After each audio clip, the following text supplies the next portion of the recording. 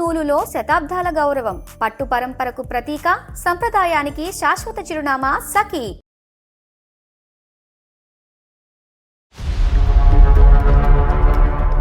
కళ్యాణ్ గారు, శుభలగ్నం సినిమా నిజంగా అలాంటి స్టోరీనే వచ్చిందండి మన దాకా. ఇప్పుడు నేను చేసిన ఒక చిన్న తప్పు వల్ల నా జీవితమే నాశనం అయ్యే స్టేజ్కి వచ్చింది సార్. ఇప్పుడు మంగళసూత్రం అంగడి సరుక కొనగలవా చేజారాక ఏమొద్దు, నాకు మీరు కావాలి అంటే అట్లా ఎట్లా కుదరదు. ఇప్పుడు నేను ఆమెకి అన్యాయం చేయలేను. ఉంటా అంటే ఉండు, లేకపోతే వెళ్ళిపోను అనేది అంటున్నాను సార్. 10 days అక్కడ ఉంటే 1-2 days ఇక్కడ ఉంటున్నాడు సార్. అర్థం చేసుకోలేదంటే నీ కోసమే కదా నేను చేస్తుంది. ఇప్పుడు నీకేం కావాలి చెప్పు, శారీస్ కావాలనా లేకపోతే ఇంకేం కావాలి చెప్పు, తీసుకొస్తాను పంపిస్తాను. అవన్నీ నాకు అవసరం లేదు, నాకు మీ ప్రేమ కావాలి.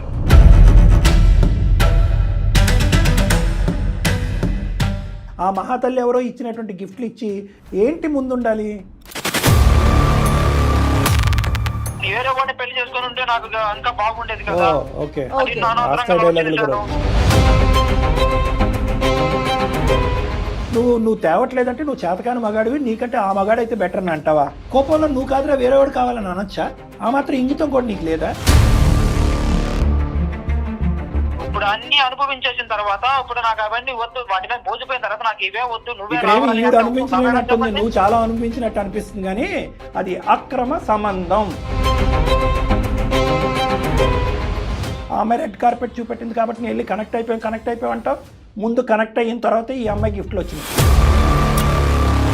నాకు నా భర్తే కావాలి సార్. పోనీలే, ఇప్పటికైనా తెలిసి వచ్చింది. వాషింగ్ మెషిన్ వద్దు.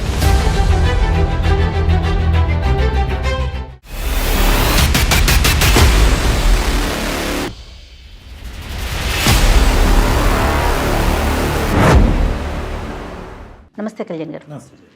కళ్యాణ్ గారు, శుభలగ్నం సినిమా మీకు గుర్తుండే ఉంటుంది కదండి. నిజంగా అలాంటి స్టోరీనే వచ్చిందండి మన దాకా. ఇప్పుడు వచ్చింది శ్రావణి అని ఒక అమ్మాయి మనకి మెయిల్ చేసింది. నాకైతే యాజ్ ఇట్ ఈస్గా అనిపించింది ఆ స్టోరీ. ఒకసారి కాల్ చేస్తానండి. తప్పకుండా జయ గారు.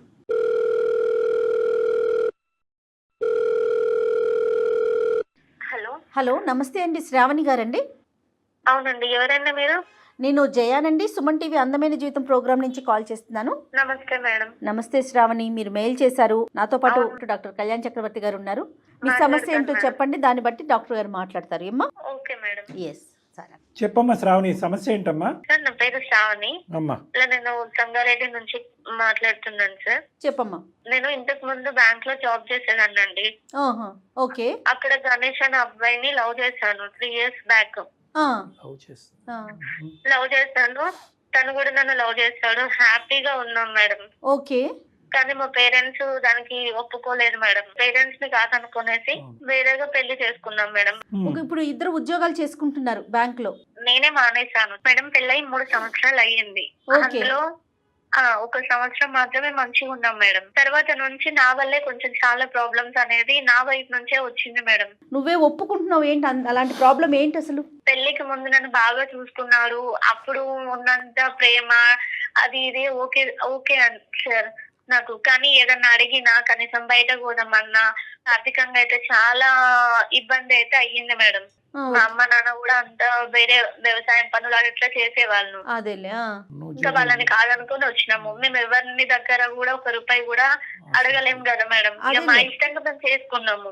ఆర్థిక పరిస్థితిలో ఉన్న ఉద్యోగం ఎందుకు వదిలేసావమ్మా నువ్వు పెళ్ళైన తర్వాత?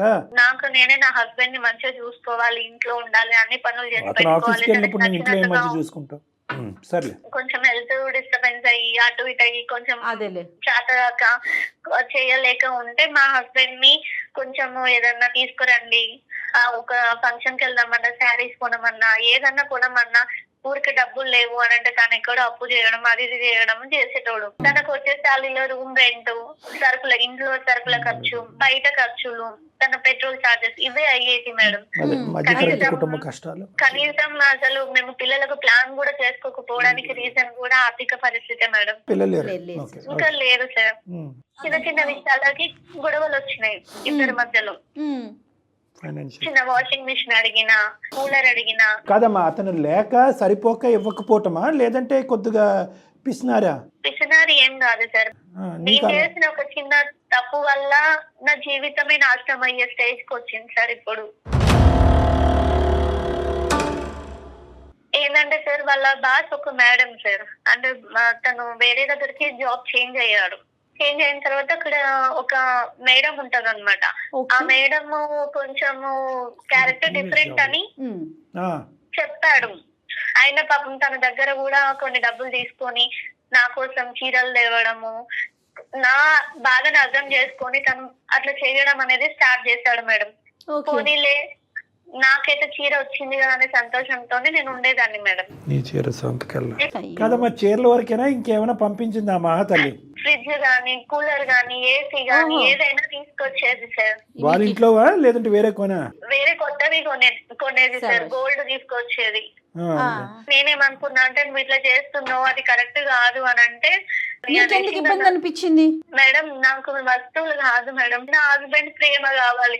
కనీసం నేను తనతో టైం స్పెండ్ చేయాలన్నా తను నాతో మాట్లాడేటోడు కాదు. ఎప్పుడు ఫోన్ పట్టుకొని నైట్ డే అనుకోకుండా ఫోన్ 24 గంటలు ఆమెతోనే మాట్లాడేటోడు. మరి ఆవిడతో మాట్లాడుతూనే కదమ్మా కూలర్ వాషింగ్ మెషిన్ వచ్చేది.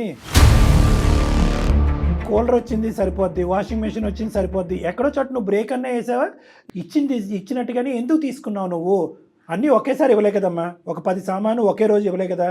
Over a period of 6 weeks 2 months 3 months 6 months ఇచ్చి ఉంటది. ఎందుకు తీసుకున్నావు? నాకు తెలియక నేను తప్పు చేశాను. నా హస్బెండ్ తో ఏం తెలియకమ్మా, ఒకదాని తర్వాత ఒకటి అంత కాస్ట్లీ ఐటమ్స్ వస్తుంటే నీకు తెలియట్లేదా? మీ ఆయన సంపాదన ఎంత వస్తున్నాయి, ఇంట్లోకి ఏమేమి వస్తున్నాయి, అప్పుడు ఎందుకు తెలీదు? నువ్వేమన్నా అమాయకురాలివా? నువ్వు కూడా ఉద్యోగం చేసుకున్నా, చదువుకున్న పిల్లవ కాదు. ఇవన్నీ ఇచ్చే భర్త ప్రేమను ఆపేశాడా? నాతో తినడం మానేశాడు, నాతో మాట్లాడడం మానేశాడు, నాతో ఫోన్ మాట్లాడడం మానేశాడు. ఆఫీస్ అనుకుంటూనే టూర్స్ లోకి వెళ్ళడం, వీకెండ్స్ లో బయటకు వెళ్ళడం తనతోని.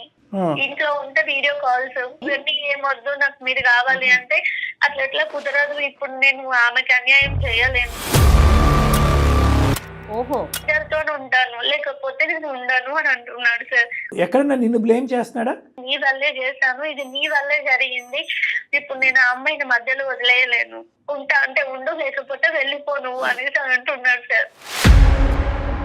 పోనీ ఇప్పటికైనా ఆ గిఫ్ట్లన్నీ వెనక్కి పంపించావా మహాతల్లి ఇంటికి? సార్ ఆల్రెడీ పంపిస్తాను అని అంటే ఆమె అడ్రస్ చెప్పమన్నా నేను చెప్పట్లేదు. నేను ఆఫీస్ కి పంపిస్తాను అంటే నువ్వు ఇక్కడికి వస్తే అసలు బాగుండదు అని చెప్తున్నాడు సార్. ఆవిడికి పెళ్ళయిందమ్మా? ఆమె గురించి ఏం డీటెయిల్స్ నాకేం తెలియదు. అక్కడ జాబ్ చేస్తున్నారు, ఇది అన్న సిచ్యువేషన్ మాత్రమే తెలుసు మేడం నాకు. నీకు కన్ఫర్మా ఆవిడే ఇస్తుంది అన్నది? ఆవిడే ఇస్తుంది మేడం, ఎందుకంటే నేను డైలీ ఆమె వాళ్ళు వీడియో కాల్స్ మాట్లాడేటప్పుడు నేను 2-3 times చూసాను మేడం. ఇంకోటి ఏంటంటే ఆమె ఇక్కడి వరకు వచ్చి మా హస్బెండ్ ని జాబ్ చేయడం, తీసుకెళ్లడం, అన్ని రకాలుగా ఆమె చేస్తుంది మేడం. నీ వరకు గిఫ్ట్లా, అతని వరకు కూడా గిఫ్ట్లు వస్తున్నాయా? తనకి గోల్డ్ రింగ్ ఇచ్చారు, బైక్ ఇచ్చింది, కొత్త కొత్త డ్రెస్సులు కొనిస్తుంది. ప్రతి రోజు బయటకు సినిమాలకి పబ్లకి వెళ్తారు సార్. నేను తన వరకు మాత్రమే మాట్లాడతాను, నేనేం తప్పు చెయ్యను, నేను వదిలేసిపోను అట్లా అనేసి చాలా చెప్పింది సార్. ఇప్పుడు తనతోనే ఉంటున్నాడు కానీ నా జీవితం అన్యాయం చేస్తున్నాడు సార్. ఇక్కడ తనతో ఉండటం అంటే ఏంట, మరి రావట్లేదు ఇంటికి? 10 days అక్కడ ఉంటే 1-2 days ఇక్కడ ఉంటున్నాడు సార్.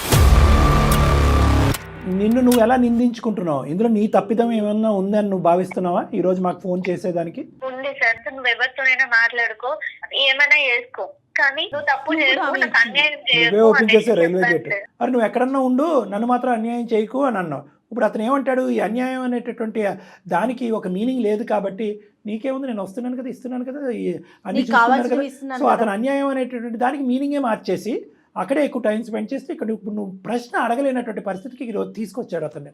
నువ్వు చూపెట్టిన దారి, నువ్వు చేసినటువంటి అలవాటు కరెక్టేనమ్మా. నువ్వు ముందుగానే చెప్పావు చూడు, నేనే తప్పు చేశానని, అది కరెక్ట్. నీ తప్పు నువ్వు ఒప్పుకోవడం కూడా కరెక్టే తల్లి. నేను తప్పు చేశాను సార్, ఒప్పుకుంటాను, కానీ నా భర్తను వదిలేసుకునేంత దాంట్లో అయితే నేను లేను సార్. భర్తను వదిలేసుకునేంత దాంట్లో కాదమ్మా. ఇప్పుడు అతను ఏమంటున్నాడు అసలు? ఇద్దరితోనే ఉంటాను అంటున్నాడు సార్. ఎక్కువ అయితే ఇంకా నాతో గొడవ పడి నేను ఆమెతోనే ఉంటాను, వేం చేసుకుంటావో చేసుకోవాలని అంటున్నాడు సార్. పెళ్ళి ఎక్కడ చేసుకున్నారమ్మా? Register marriage.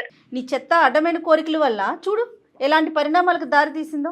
సరే ఒక ప్రయత్నం చేద్దాం. నీ ఫోన్ ఎత్తుతాడు అతను చేసే టైంలో, ఆవిడ ఉందంటే పక్కన ఉంటుంది, ఆవిడ కూడా పక్కన. ఉంటారు సార్. సరే వాళ్ళు ఉంటే ఎక్కడ ఉంటుంది, ఉన్నారో మనకు ఇప్పుడు తెలియదు అనవసరం. సార్. ఏం పేరమ్మా అతని పేరేంటన్నా? గణేష్ సార్. కలిపి ఒకసారి ఫోను. ఆ. The person you're speaking with has put Shravani your call on hold. మైక్రాలో అర్థం Please కావట్లేదు. stay on the line. మనం డెస్పిరేషన్ అంతే, ఏదో అనుకుంది ఏదో అయింది. హలో హలో హలో హలో, ఎక్కడున్నారండి? నేను పనిలో ఉన్నాను చెప్పు. 10 రోజులు దాటింది. ఎప్పుడు వస్తారండి ఇంటికి? ఎప్పుడు వస్తానా? నీకెందుకు అవన్నీ? తిన్నావా ఇంతకే? లేదు. లేదు, ఏమైనా బుక్ చేయాలనా? ఏమొద్దు. ఇంకేంటి? మీరు ఎప్పుడు వస్తారు అది చెప్పండి. నీకేం కావాలి చెప్పు, అది బుక్ చేస్తా. మీరే కావాలి. నేను కావాలంటే ఏంటి? ఇప్పుడు కాదు, ఎప్పటికీ నాకు మీరే కావాలండి. ఆ ముచ్చట్లని ఇప్పుడు చెప్పకు, లేదు ముందు ఉండాలి ఇవన్నీ. ప్రేమ ఇప్పుడు మీకు కనిపించట్లేదా? లేదు లేదు, ఇప్పుడు అయితే ఇంటికి రావడం కుదరదు. నీకేం కావాలి చెప్పు. మీరు పంపించిన గిఫ్ట్స్, సామాన్లు, గోల్డ్, చీరలు అన్ని పంపించేస్తాను. నాకు మీరు ఇంటికి రండి, నేను మీతో సంతోషంగానే ఉండాలనుకుంటున్నా.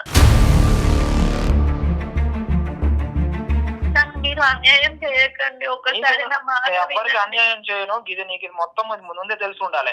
ఇప్పుడు చెప్తే అవ్వదు, అది అర్థమైందా? ఇప్పుడు దూరం పెడుతున్నారు, ఇప్పుడు అర్థం చేసుకోవట్లేదు. అర్థం చేసుకోలేదంటే నీ కోసమే కదా నేను చేస్తుంది. ఓహో. నా కోసం నాకు అవన్నీ ఏమొద్దు, నాకు మీరే కావాలి. నేను కావాలంటే ఇది ముందు తెలీదా నీకు?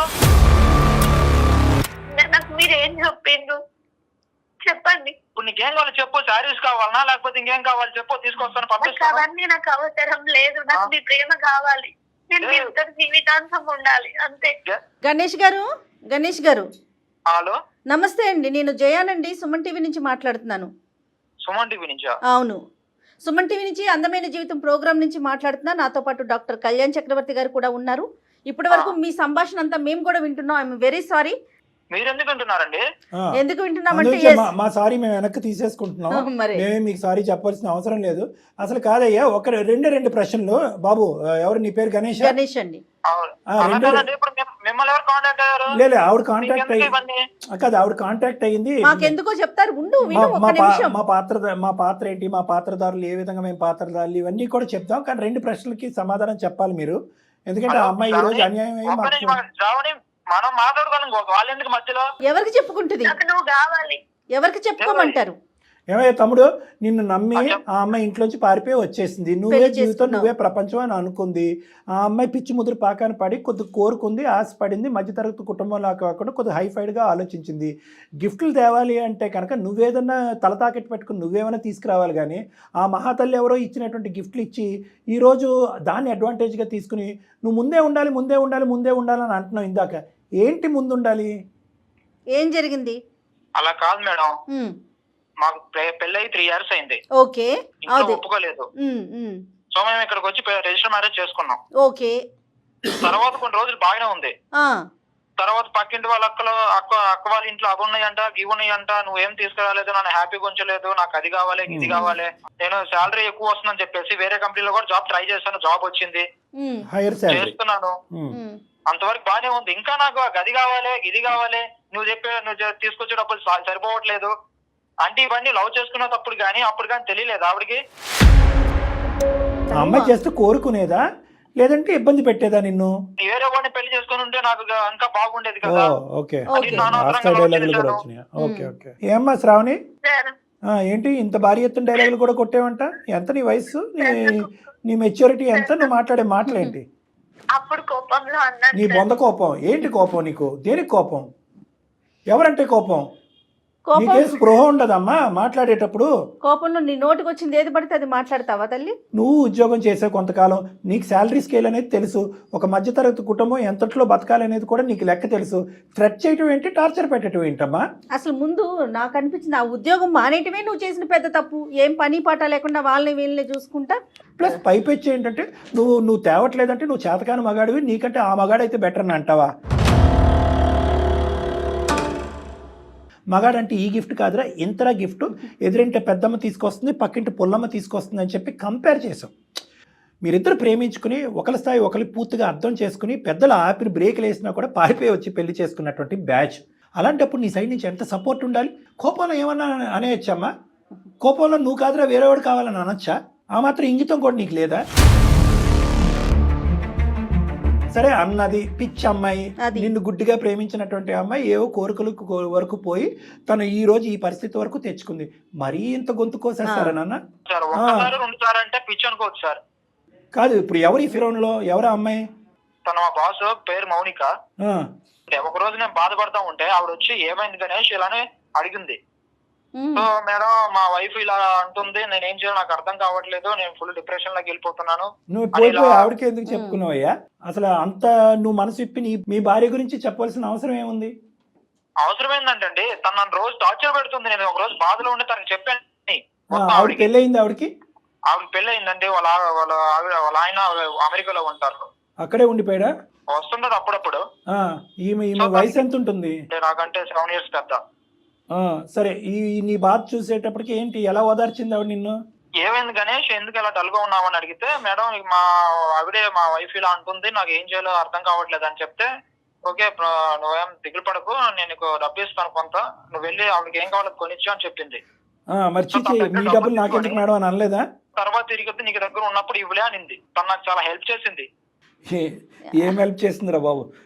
అమ్మాయి హెల్ప్ చేసిందా ఏం చేసిందా అనేది ఇప్పుడు మాకు అర్థమవుతుంది. కానీ సరే, ఆ డబ్బులతో ఇంటికి కావాల్సినవన్నీ కొన్నావు?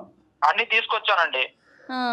తీసుకొచ్చినాక ఒక రోజు గణేష్ నీకేం కావాలో అది ఇస్తాను, నాతో ఎక్కువ టైం స్పెండ్ చేయి, నాతో ఉండని చెప్పింది. పిల్లలు లేరు ఆవిడికి? ఆవిడకి ఉన్నాడండి. ఆఫీస్ లో కాకుండా బయట కూడా టైం స్పెండ్ చేయమంది. అవును.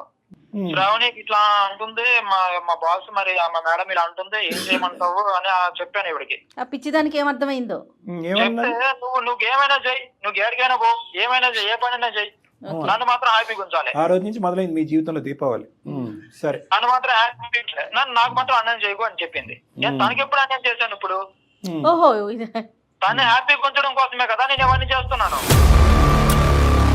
తనే అడిగింది తీసుకొచ్చారు, ఇప్పుడు తను వద్దంటుంది, ఇచ్చేసేయండి మరి అవన్నీ ఇచ్చేసి తనకు మీరు కావాలంటే అది వచ్చేసేయండి. ఎట్లా అవుతుందండి? నేను ఇప్పుడు సగం దూరం వచ్చేసాను. ఏం దూరం వచ్చేసారా బాబు మీరు? అలా కాదు, మీరు ఏంటి కమిట్ అయిపోయారా? అగ్రిమెంట్ రాసేసుకున్నారా? ఒకసారి అలా ఆయనకు కూడా ఫోన్ కలిపి అమెరికాలో ఉన్నాడు, నాకు అమెరికాలో మాట్లాడాలంటే చాలా ఇదిగా ఉంటుంది నాకు. అగ్రిమెంట్ అలా కాదండి, తనతో చాలా చాలా దూరం వచ్చేసాను నేను. ఏం దూరం వచ్చావు? చెప్పాను, తనతో ఎక్కువ టైం స్పెండ్ చేస్తానని చెప్పాను. ఇప్పుడు నువ్వు నాకు రావాలి, నువ్వు నాకు కావాలి, మొత్తం నువ్వు కావాలి, తిరిగి ఇచ్చేస్తానంటే ఒప్పుకుంటారా వాళ్ళు? నీ ఫ్రేసెస్ కి కొన్ని మీనింగ్ మాకు కావాలి. దూరం వచ్చారంటే ఎక్కడికి వచ్చారు, ఎంత దూరం వచ్చారు అన్నది వాళ్ళ ఆయనకి చెప్పు ఒకసారి ఫోన్ చేసి. తెలుసా వాళ్ళ ఆయనకి? ఇవన్నీ ఎందుకండి మీకు? ఇప్పుడు ఇవన్నీ ఇప్పుడు దాంట్లోకి వచ్చావు. మాకెందుకు అనేది ఎంతో, నీకు ఆవిడెందుకు అనేది కూడా అంతే. మాకెందుకు అంటే కనుక నీకు ఆవిడెందుకు అని మేము అడుగుతాం. పులిని చూసి నక్క వాతలు పెట్టుకున్నట్టు ఎక్కడో ములిగింది, ఇప్పుడు తేలింది ఆవిడ మీ భార్య. ఆ అమ్మాయిని నువ్వు ప్రేమించి పెళ్లి చేసుకున్నావు. ఇదేనా నువ్వు ప్రేమకి పెళ్లికి ఇచ్చే గౌరవం? నిన్ను నమ్మి వచ్చి పెళ్లి చేసుకున్నందుకు అన్ని అడుగుతుంది. నమ్మి వచ్చారని చెప్పొద్దు మీరు. నేను ఈ ముచ్చట్లని ఆవిడకి తెలుసు ముందే చెప్పాను నేను కూడా. ఏంటి వేరే ఆమెతో నేను ఉంటానమ్మా, నీకు నేను ఓన్లీ వస్తువులే కొనిస్తానని చెప్పారా? మరి ఏం చేయమంటారు మేడం? నేను అటు ఇటు కాకుండా ఉండిపోయినా ఏం చేయమంటారు? తను హ్యాపీగా ఉంచాలా, నేను ఏం చేయాలో చెప్పండి. అంటే హ్యాపీగా ఉంచేటువంటి వస్తువుల్లో ఉందా? బుద్ధి గడ్డి తిన్నాను అని అమ్మాయి అంది, నన్ను క్షమించండి అని అన్నది. ఇప్పుడు నా భర్తగా నువ్వు వెనక్కిరా, నా ప్రేమ నాకు దక్కించు, నాకు ఇవన్నీ వద్దు, ఇవన్నీ కూడా వడ్డీతో పాటు తిరిగి ఇచ్చేస్తాను అని అంటుంది ఆవిడ. ఇప్పుడు అన్ని అనుభవించేసిన తర్వాత ఇప్పుడు నాకు అవన్నీ వద్దు, వాటి మీద మోసిపోయిన తర్వాత నాకు ఇవే వద్దు, నువ్వే ఈవిడ అనుభవించినట్టుంది, నువ్వు చాలా అనుభవించినట్టు అనిపిస్తుంది. కానీ ఇక్కడ ఈవిడ అనుభవం కంటే నీ అనుభవాలు ఎక్కువ ఉన్నాయి. ఏంటయ్యా ఇర్రివర్సిబుల్ ఇక్కడ? నాకు అర్థం కాదు. పెళ్లి చేసుకుంటానని ఏమైనా వాగ్దానాలు చేసుకున్నారా? లేదు. మరి ఏంటి యూటర్న్ తిరగలేనటువంటిది, రివర్స్ చేయలేనటువంటి స్టోరీ లైన్ ఏంటి నీది? వస్తువులు వెనక్కి వెళ్తాయి, నువ్వు వెనక్కిరా. దీని పైపెచ్చి కూడా మేము మాట్లాడగలం. ఒక్క ఇంటర్నేషనల్ కాల్ చాలు ఇక్కడ, అంతే. రేపు నైట్కి ఫ్లైట్కి బయలుదేరి 24 hours ఇక్కడ ల్యాండ్ అయ్యి ఇద్దరు తోలు తీస్తాడు. రమ్మంటావా? ఫోన్ కలపమంటావా? బెదిరింపు కాదు, నిజాలు చెప్తున్నాం, నీకు ఆలోచన పెడుతున్నావు. నేను ఒక మాట చెప్పనా, 210% మీ కథ ముందు మొదలైన తర్వాత ఈ అమ్మాయి కథ మొదలైంది. ఇది కూడా నేను మాట్లాడతా. ఈరోజు ఆ అమ్మాయి మీద అభాండం వేస్తారేంటి? ఆ అమ్మాయి రెడ్ కార్పెట్ చూపెట్టింది కాబట్టి నేను వెళ్ళి కనెక్ట్ అయిపోయావు అంటావు. ముందు కనెక్ట్ అయిన తర్వాత ఈ అమ్మాయి గిఫ్ట్లు వచ్చింది. ఏం మాట్లాడుతున్నావు? ఒకటి గణేష్, నేను నీ భార్య దగ్గర నుంచి క్షమాపణ కావాలా? క్షమాపణ ఇప్పుడే ర్యాపిడో చేసి మొత్తం అంతా పోర్టర్కో ర్యాపిడో చేసి మొత్తం సామాన్ అంతా అమ్మాయికి పంపించమంటావా? ఎస్, మేమే ర్యాపిడో బుక్ చేస్తాం, పోర్టర్ బుక్ చేస్తాం, మొత్తం సామాన్ అంతా ఒక గంటలో అక్కడ ఉంటుంది. దూరం వెళ్ళిపోయాం, చాలా ప్రయాణం చేసేసాం. ఇప్పుడు మాట్లాడితే ఎలాగండి? ఇప్పుడు కాదు, 10 సంవత్సరాల తర్వాత ఇదే మాట్లాడతాం. ఎందుకంటే ఆ సంబంధం నువ్వు ఎందులో అయితే ఉన్నావో అది అక్రమ సంబంధం, సమాజం యాక్సెప్ట్ చేయనటువంటి సంబంధం. ఏం మాట్లాడతావు శ్రావణి? చేసిందంతా చేసి ఇప్పుడు సైలెంట్గా కూర్చున్నావు.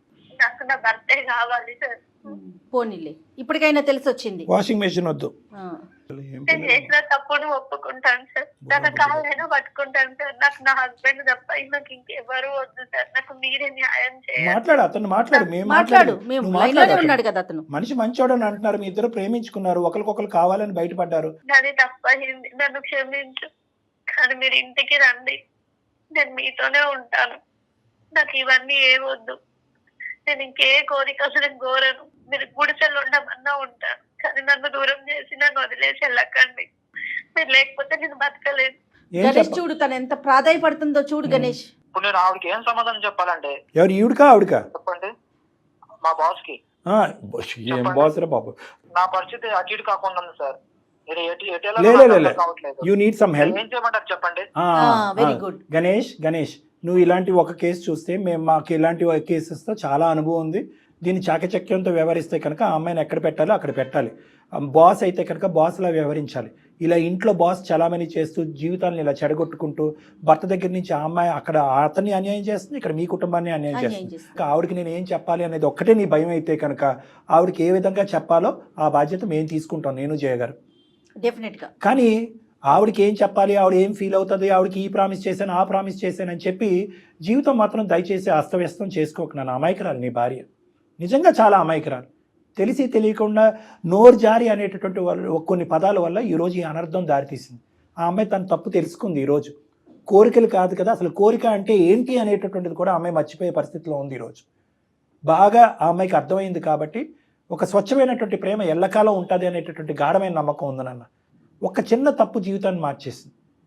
తక్షణమే నువ్వు ఇంకో కంపెనీ చూసుకుని అందులోకి ఉద్యోగం మారటం అనేటటువంటిది కూడా ఇంపార్టెంట్. ఏనన్నా తను ఇప్పుడు చెప్పిన మాటే ప్రతి నాతో ఉంటానంటే నా వైఫ్ తను ఇప్పుడు ఏం చెప్పింది, తను నాకే వద్దు మీతోనే ఉంటానని చెప్పింది. ఓకే అయితే తనతో కూడా మళ్ళీ మాట్లాడదామమ్మా, మేము మళ్ళీ పర్సనల్ గా కూడా మాట్లాడి అమ్మాయి మంచిదమ్మా ఇద్దరిని రమ్మనండి మేడం. ఇద్దరు రండి ఒకసారి. మీరిద్దరు ఒకసారి వచ్చారంటే డాక్టర్ గారితో కూర్చొని ఒకసారి మాట్లాడితే దాన్ని సార్ట్అవుట్ చేసుకోవచ్చు. ఇమీడియట్గా ఆ అమ్మాయికి సంబంధించినటువంటి మొత్తం సామగ్రి, ఎందుకంటే మనకు ఏమీ భారం వద్దు, మొత్తం అంతా కూడా ప్యాక్ చేసేసి ఇమీడియట్గా ఈ రోజు సాయంత్రానికి ఆ అమ్మాయి ఇంటికి మనం పంపించాలి. వద్దు, వెయిట్ చేయొద్దు. ఇది తక్షణ చర్య.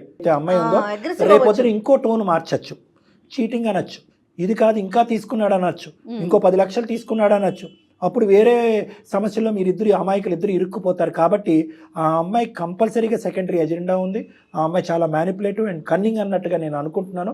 అక్కడ తన జీవితాన్ని ఎలా నాశనం చేసుకుంటుందో మనకు అనవసరం. కానీ మీ జీవితాన్ని ఫర్దర్గా నాశనం చేయకూడదు అంటే ఎటువంటి లావాదేవీ ఉండకూడదు. కలుస్తాను, ఎదురు రండి, ఇద్దరం వస్తాం. Done done done. ఓకే అమ్మా శ్రావణి, ఆయన వచ్చేస్తాడు ఇంటికి, నువ్వు డోంట్ వరీ. అతను కావాలంటే మేమే ఓలా బుక్ చేస్తాం సుమన్ టీవీ తరఫున. బాయ్ అమ్మా, బాయ్ బాయ్. రైట్ సార్, వీళ్ళు వచ్చినాక ఒకసారి చిన్న అపాయింట్మెంట్ పెట్టుకుని మీరు ఒకసారి మాట్లాడితే ఇంకాస్త చిన్న ఉన్న అపోహలన్నీ కూడా తొలగిపోతాయి. ముందు ఆ అమ్మాయిని కట్ చేయాలి మేడం, ఎందుకంటే ఆ అమ్మాయి ఏ ఉద్దేశంతో ఎంటర్ అయింది, అంత ఈజీగా స్మూత్ గా బయటకు వెళ్తుందా లేదా అన్నది మనకి క్యాలిక్యులేట్ చేయాలి. అదే ఆ అబ్బాయి భయపడుతున్నాడు. అవునవును, ఆ స్మూత్ ట్రాన్సిషన్ గానీ మనం ఫెసిలిటేట్ చేయగలిగితే కనుక వీళ్ళు హ్యాపీగా ఉంటారు. రైట్ కళ్యాణ్ గారు, ఇంకొక ఎపిసోడ్ లో మళ్ళీ కలుద్దాం. నమస్తే అండి. నమస్తే మేడం.